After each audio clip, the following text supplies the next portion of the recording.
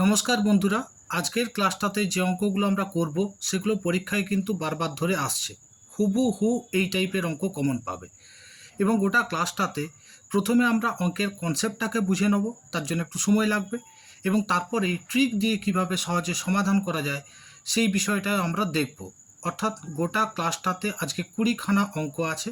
সেই সমস্ত অঙ্কগুলো তোমাদের পরীক্ষার জন্য খুবই ইম্পর্টেন্ট। তো চলো দেখে নেওয়া যাক আজকের প্রথম অঙ্কটা কি আছে। 4 অঙ্কের কোন বৃহত্তম সংখ্যা 12, 15, 18 এবং 27 দ্বারা বিভাজ্য?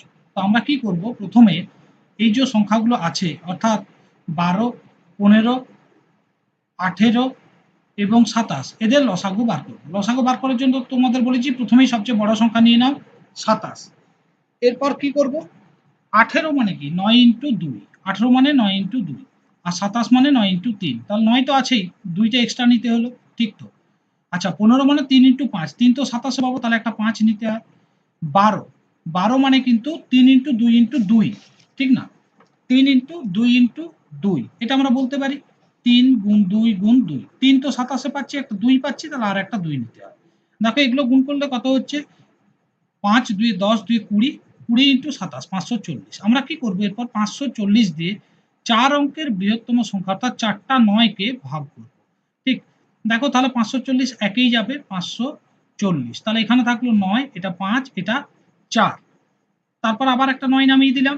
এবার দেখো 5 8 40, যেহেতু 8 দিয়ে যাবে 0, 8 4 32, 2 হাতে 3, 40 43, তাহলে আমাদের বাকি কত রইল দেখো, 9 7 2, 279। তার মানে কি এই 279 যদি এটাতে না থাকে তাহলে পরে কিন্তু সেই সংখ্যাটাই এই সবগুলো দ্বারা বিভাজ্য হবে, কেননা সেটা 540 দ্বারাই বিভাজ্য হবে।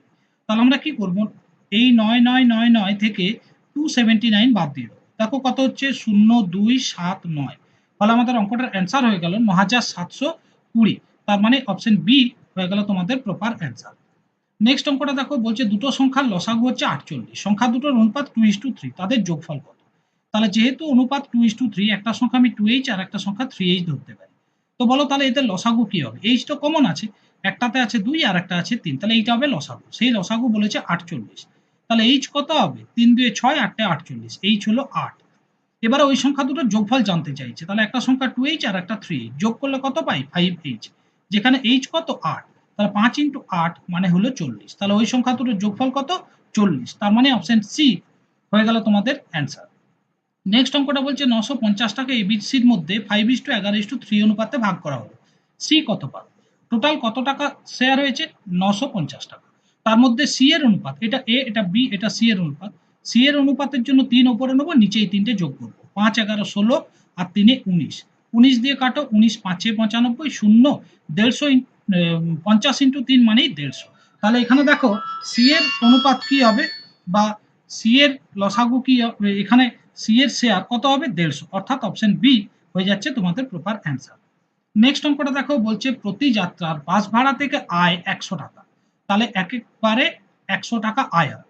তো কি হয়েছে, ভাড়া 100% বাড়ানো হয়েছে কিন্তু যাত্রী সংখ্যা 20% কমে গেছে, তাহলে প্রতি যাত্রার বর্তমান আয় কত? আচ্ছা ভাড়া 150% বাড়ানো হয়েছে মানে কি, আগে যদি 100 ছিল এখন ভাড়া বেড়ে হয়েছে 150। আবার যাত্রী সংখ্যা 20% কমেছে মানে কি, আগে যদি 100 জন যাত্রী যাতায়াত করছিল, তাহলে এখন 20 জন কম মানে 80 জন যাতায়াত করছে, এই দুটো আমরা গুণ করে দেবো। তাহলে একের পেছনে 1 2 3 4, চারটা শূন্য হবে, 15 8 120, দুটো শূন্য হবে, আমরা এটাকে 100 রাখবো, তার জন্য এদিকে দুটো শূন্য এদিকে দুটো শূন্য কেটে দেবো। মানে আগে যদি 100 টাকা আয় হতো, এখন আয় হয় 120 টাকা। দেখো আমাকে অঙ্কেও সেটাই বলেছে যে আগে 100 টাকা আয়, তাহলে এখন কত আয়, 120 টাকা, তার মানে অপশন এ হয়ে যাচ্ছে তোমাদের প্রপার অ্যান্সার। নেক্সট অঙ্কটা দেখো, বলছে কোনো সংখ্যার 40% থেকে 150 এর 20% বিয়োগ করলে বিয়োগফল হয় 2, তো সংখ্যাটা কত? আমি ধরে নিচ্ছি সংখ্যাটা পি, তো তার 40% মানে পি ইন্টু 40/100 যেটা পেলাম, তার থেকে যদি আমরা বিয়োগ করি 150 এর 20%, মানে 150 ইন্টু 20/100, তাহলে আমরা যে রেজাল্টটা পাবো সেটা 2, এখান থেকে আমাকে সংখ্যাটা বার করতে হবে। তো দেখো এখানে আমরা একটু ছোট করে নিতে পারি, শূন্য শূন্য কাটলাম, এখানে একটা শূন্য এখানে একটা শূন্য কাটলাম, ঠিক তো? এরপরে দেখো তাহলে আমরা পাচ্ছি পি ইন্টু 4/10 মাইনাস, এটা যদি আমরা গুণ করি তাহলে দেখা হচ্ছে 300/10, হচ্ছে না, 300/10 সমান হচ্ছে 2, একটা শূন্য আরো কেটে দাও, 30 থাকলো, তাহলে আমরা বলতে পারি 4p/10 সমান হচ্ছে 30 যোগ 2 মানে 32, ঠিক কিনা? 4 দিয়ে কাটো, 4 8 32, তাহলে পি কত হলো? 10 ইন্টু 8 মানে 80। তাহলে সেই সংখ্যাটা হয়ে যাবে 80। তার মানে অপশন বি হয়ে যাচ্ছে তোমাদের প্রপার অ্যান্সার। নেক্সট অঙ্কটা দেখো, বলছে একটা অফিসে 40% মহিলা কর্মী আছেন। মহিলা কর্মীদের মধ্যে 40% আর পুলিশ কর্মীদের মধ্যে 60% আমার পক্ষে ভোট দিয়েছেন। তাহলে আমি মোট কত শতাংশ ভোট পেয়েছি? টোটাল ক্যান্ডিডেট 100%, মানে অফিসে মোট কর্মচারী আছে 100%, তাদের মধ্যে মহিলা কর্মচারী আছেন 40%। ঠিক আছে, তাহলে পুলিশ কর্মী যারা, পুলিশ কর্মী মানে বাকি আছে নিশ্চয়ই 60%। তো এই মহিলা কর্মীদের মধ্যে আবার 40% আমি পেয়েছি, আবার পুলিশ কর্মীদের 60% আমি পেয়েছি। তাহলে আমি মোট কত শতাংশ ভোট পেয়েছি এই দুটো গুণ করে দেবো। ঠিক আছে, তাহলে দেখো 4 4 16, 1600 হলো, এইটা গুণ করো, 6 6 36, 3600 হলো। তাহলে আমি মোট কত ভোট পেয়েছি এই দুটোর যোগফল। ডবল শূন্য না, 6 2 6 6 12, 2 3 4 5 5200। আচ্ছা, এটাকে যখন আমরা পার্সেন্টেজ করবো নিশ্চয়ই 100 দিয়ে ভাগ করে নেবো। তাহলে দুটো শূন্য কাটো, এখানেও দুটো শূন্য কাটো, মানে আমি 52% ভোট পেয়েছি। এটা এইভাবেও করা যায়, 40-এর 4 নাও, পরের 40-এরও 4 নাও, যোগ, তারপরে 60%-এর 6 নাও, তার আবার 60% 6 নাও। তাহলে দেখো 4 4 16, আর এদিকে হচ্ছে 6 6 36, এই দুটো যোগ করো, দেখো 52 পাবে। ফলে এইটা হয়ে যাবে আমাদের অ্যান্সার, অপশন ডি।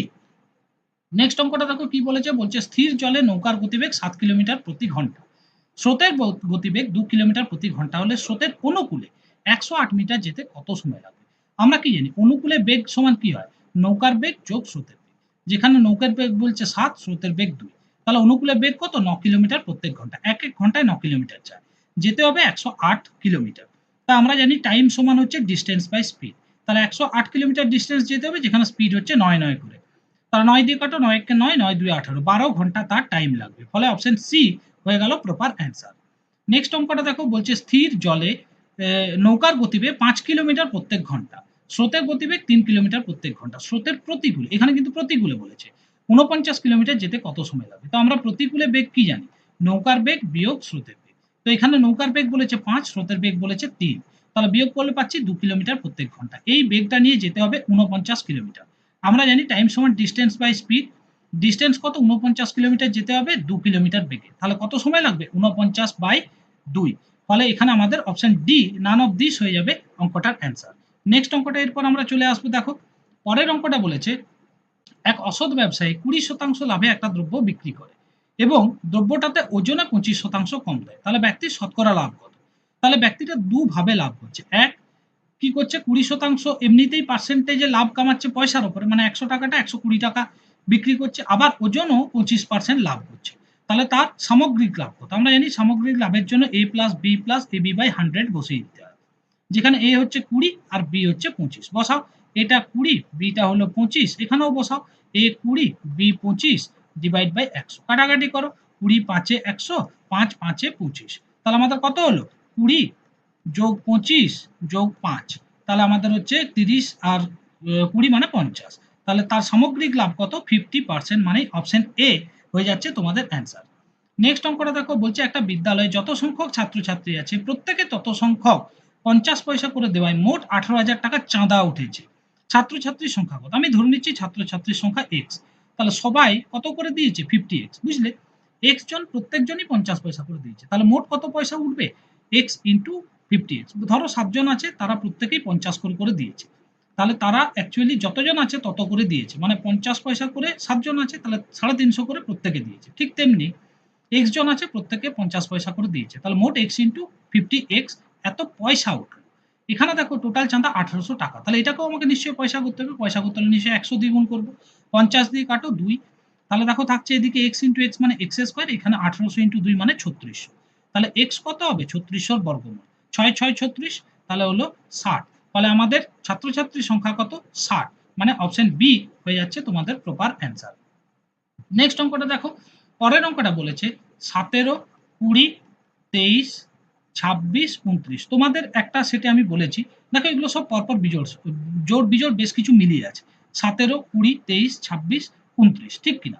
তো এগুলোর গড় কত? দেখো গড় আমাদের বার করতে গিয়ে আমরা যদি কোনো একটা বিশেষ সংখ্যা থেকে সবার ডিফারেন্স সেম, তাহলে ওইটাই গড় হবে। যেমন দেখো 23 থেকে এটার ডিফারেন্স 3, আবার 26 থেকে এটার ডিফারেন্স 3, ঠিক একইভাবে 23 থেকে এটা 3 কম, আবার 20 থেকে 17 3 কম, তাহলে এদিকে ঠিক যত বাড়ছে এদিকে ঠিক তত কমছে, তাহলে আমাদের গড় হয়ে যাবে 27। আর কিচ্ছু করার দরকার নেই, অপশন সি অপশন সি হয়ে যাচ্ছে তোমাদের অ্যান্সার।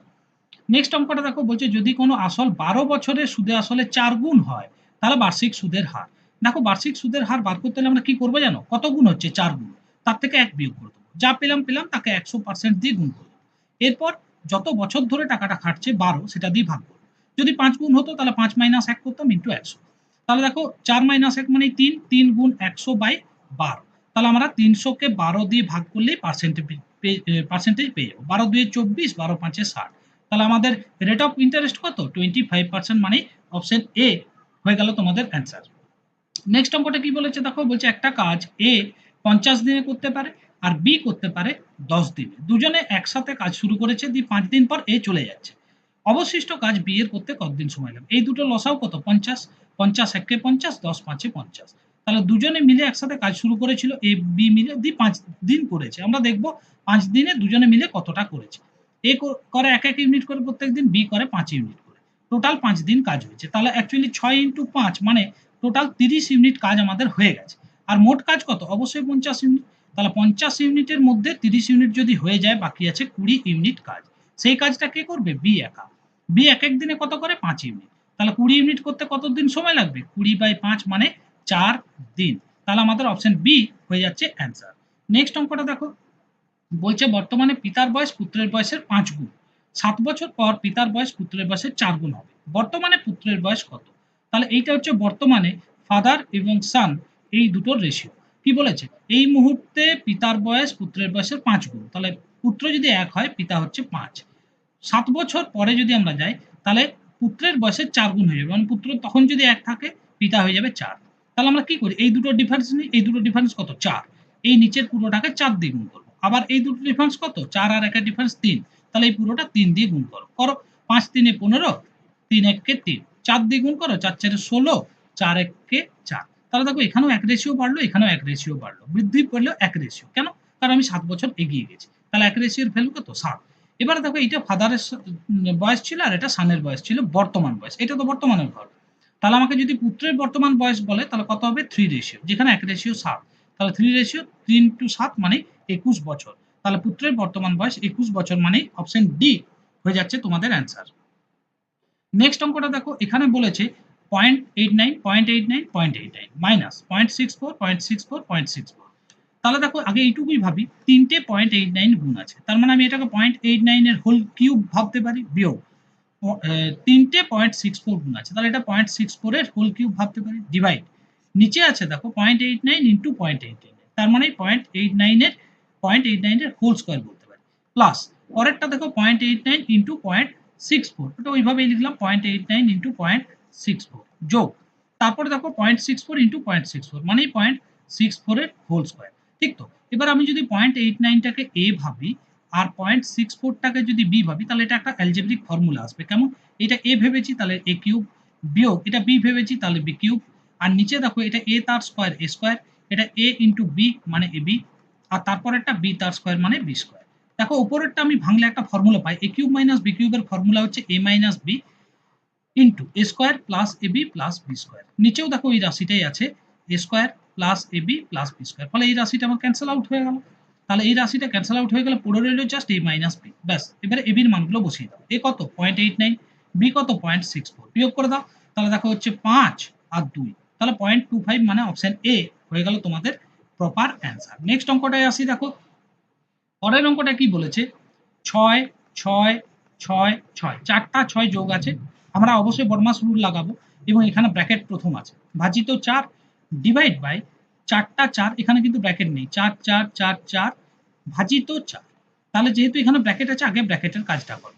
চারটা 6 যোগ করা মানে 6 ইন্টু 4, তার মানে 24 আসবে, ঠিক কিনা। তারপরে ভাগ 6 যেমন আছে আছে, নিচে যখন করবো আগেই ভাগের কাজটা করবো। এই তিনটে 4 রেখে দাও, 4 4 4, এবার 4কে 4 দিয়ে ভাগ করলে কত আসে, 1। তাহলে বলো উপরে ভাগটা যদি করি, 24কে 6 দিয়ে ভাগ করলে 6 4 24, আর নিচে দেখো 4 4 4 12 আর 1 13। তাহলে আমাদের উত্তর কত হলো, অপশন সি হয়ে যাচ্ছে আমাদের অ্যান্সার। নেক্সট অঙ্কটা দেখো, বলছে একটা বৃত্তের পরিধি 88 সেমি হলে বৃত্তের ব্যাসার্ধ কত। আমরা জানি যে কোনো বৃত্তের পরিধি হয় 2 পাই আর, যেখানে 8টা ব্যাসার্ধ। তো এখানে সেই পরিধি বলেছে 88, আমরা মানগুলো বসাবো, পাই মানে অবশ্যই 22 7, 8টা যেমন আছে রইলো, ব্যাসার্ধটাই বার করতে হবে, সমান 88। এবার দেখো 22 2 44, 44 আর 2 হচ্ছে 88, তাহলে আর কত হলো 7 × 2, তার মানে আর হচ্ছে 14 সেন্টিমিটার, মানে অপশন সি হয়ে গেল আমাদের অ্যান্সার। নেক্সট অঙ্কটা দেখো, বলছে একটা বৃত্তের ব্যাস হচ্ছে 42, তাহলে বলো ব্যাস যদি 42 হয় ব্যাসার্ধ তার অর্ধেক হয়, তাহলে ব্যাসার্ধ কত হবে 42/2 মানে 21। এবারে বলেছে বৃত্তের পরিধি, আমরা তো জানি যে পরিধি মানে 2πr, এখানে মানটা বসিয়ে দেবো 2 × 22 = 7 আর 8টা কত 21, তাহলে কাটো 3, তাহলে দেখো এখানে পাচ্ছি 22 2 44 × 3, তার মানে 12 2 হাতে 1 13, তাহলে 132 সেমি, মানে অপশন সি হয়ে গেল অ্যান্সার। নেক্সট অঙ্কটা দেখো, বলছে 7 সেন্টিমিটার, 4√3 সেন্টিমিটার, √13 সেন্টিমিটার, এইগুলোর বাহু বিশিষ্ট একটা ত্রিভুজের ক্ষুদ্রতম কোণ কত? এই ত্রিভুজটা কিন্তু বিষম বাহু, কি করে বুঝলাম? এটা 7, এটা 4√3, এটা √13। আচ্ছা দেখো 7 এর বর্গ কত হয় 49, একইভাবে 4√3 তার বর্গ কত হয় 4, 4 স্কয়ার 16, 16 আর 3 48, একইভাবে √13 বর্গ তো √13ই হয়।